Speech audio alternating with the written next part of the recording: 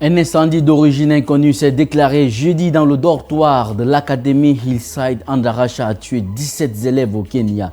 Vous retrouverez les détails dans cette édition. Et puis en Ouganda, Rebecca Cheptegei, la marathonienne, a été immolée par un homme prétendant être son compagnon.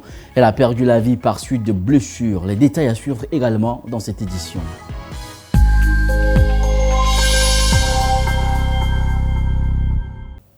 Mesdames et messieurs, bonsoir et bienvenue si vous nous rejoignez. 17 élèves sont morts et plusieurs autres grièvement blessés dans l'incendie qui s'est déclaré dans la nuit de jeudi à vendredi dans le dortoir de l'Académie Hillside Andaracha au Kenya. Selon le porte-parole de la police, la cause de l'incendie reste inconnue, mais une enquête avait été ouverte.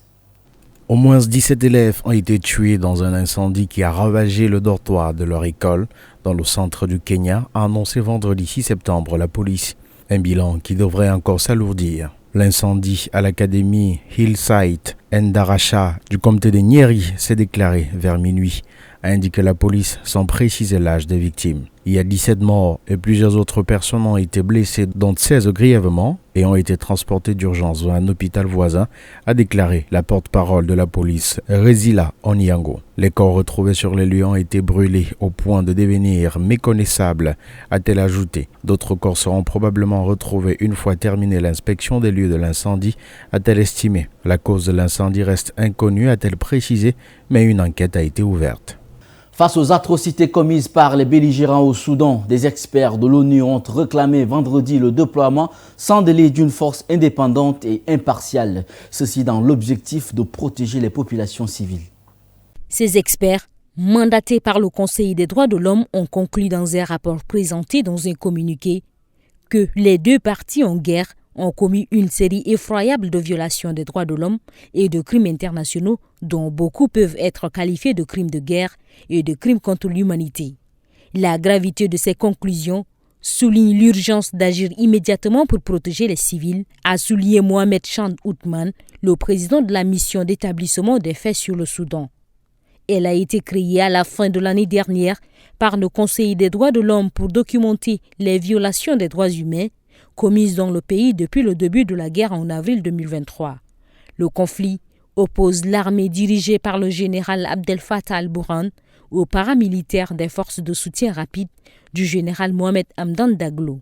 La guerre a fait des dizaines de milliers de morts et provoqué le déplacement de plus de 10 millions de personnes, et notamment dans les pays voisins selon l'ONU. Elle a aussi provoqué une très grave crise humanitaire. Étant donné que les parties belligérantes n'ont pas épargné les civils, il est impératif qu'une force indépendante et impartiale ayant pour mandat de protéger les civils soit déployée sans délai, a réclamé Othman. Les experts qui réclament aussi un cessez-le-feu ont demandé aux autorités soudanaises de pouvoir visiter le pays à 4 reprises, mais sans suite. Le rapport envoyé au gouvernement pour qu'il puisse le commenter, comme il est d'usage, est également resté sans réponse. Les forces armées soudanaises et les forces de soutien rapide ainsi que leurs alliés respectifs ont été reconnus responsables de violations à grande échelle, notamment d'attaques directes et aveugles menées par des frappes aériennes et des bombardements contre des civils, des écoles, des hôpitaux, des réseaux de communication et des approvisionnements vitaux en eau et en électricité, souligne le communiqué. 11 civils sont morts dans une ville de l'état de Shan, près de la frontière chinoise, suite à une attaque aérienne attribuée à la junte birmane. L'annonce a été faite par une porte-parole d'un groupe ethnique armé opérant dans la région. Une attaque aérienne attribuée à la junte birmane a tué 11 civils dans une ville de l'état Shan, près de la frontière chinoise, a déclaré vendredi à l'AFP une porte-parole d'un groupe ethnique armé opérant dans la région. L'armée a bombardé 2 endroits à Namkham, faisant 11 morts et 11 blessés, a indiqué Wei Yayo de l'armée nationale de libération des Tang. Les frappes survenues vers 1h du matin dans la nuit de jeudi à vendredi ont endommagé le bureau d'un parti politique local, a-t-elle précisé. Des images partagées sur les réseaux sociaux montrent des personnes en train de fouiller les décombres et l'aide apportée à un enfant apparemment blessé dans les moments qui ont suivi des bombardements. Les combattants du TNLA ont revendiqué le contrôle de Namkham, Ville stratégique située à 5 km de la frontière avec la province chinoise de Yunnan, après des semaines de combat l'an dernier. La région est le théâtre d'affrontements fournis entre la junte et ses adversaires depuis que 3 groupes ethniques armés ont lancé une attaque conjointe en octobre 2023. L'été 2024 a été le plus chaud jamais mesuré sur la planète. Les records des températures s'enchaînent sans faiblir depuis plus d'un an avec son cortège de canicules, de sécheresse ou d'inondations meurtrières alimentées par un réchauffement climatique sans répit. Une réalité du changement climatique à suivre. De juin à août, les 3 mois de l'été de l'hémisphère nord ont connu la température moyenne mondiale la plus élevée jamais mesurée, battant déjà le record de 2023, a annoncé vendredi l'observateur européen Copernicus. Des pays comme l'Espagne, le Japon, l'Australie en hiver et la Chine ont annoncé cette semaine avoir mesuré des niveaux de chaleur historiques pour un mois d'août. Les phénomènes extrêmes observés cet été ne vont faire que s'intensifier avec des conséquences dévastatrices pour les peuples et la planète, à moins que nous prenions des mesures urgentes pour réduire les gaz à effet de serre, a encore mis en garde Mme Borges.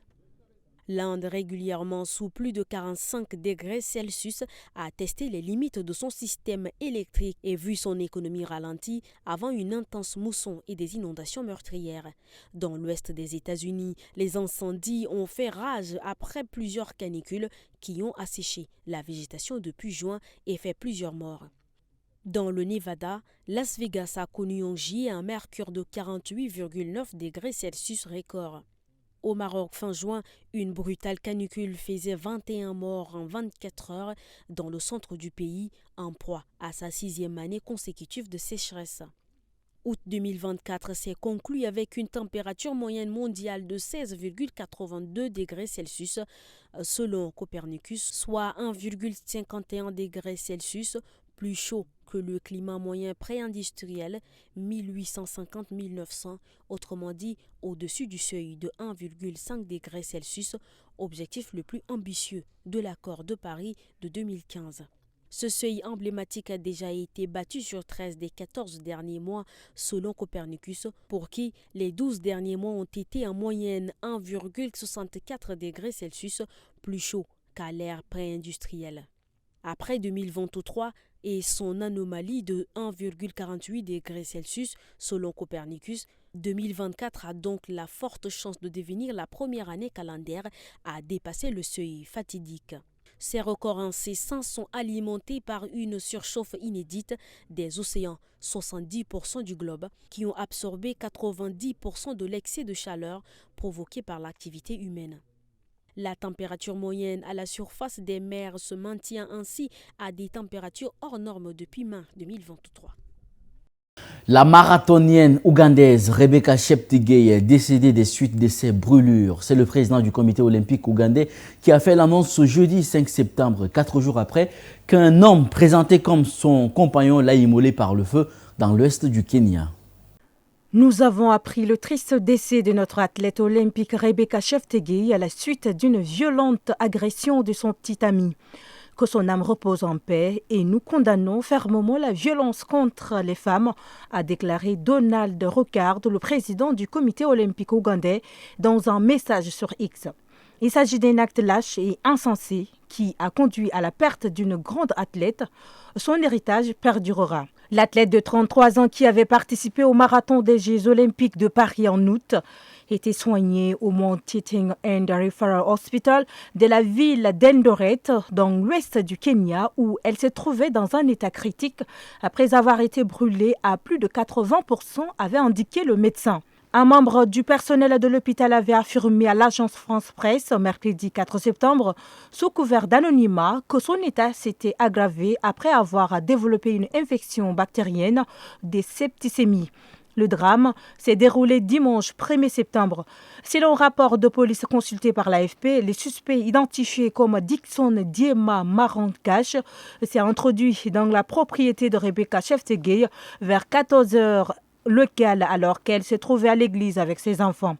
La marathonienne vivait avec sa sœur et ses 2 enfants dans cette maison qu'elle avait fait construire à Endebes, localité où elle s'entraînait située à 25 km de la frontière ougandaise, a détaillé mardi son père Joseph Cheptegei, présent à Eldoret.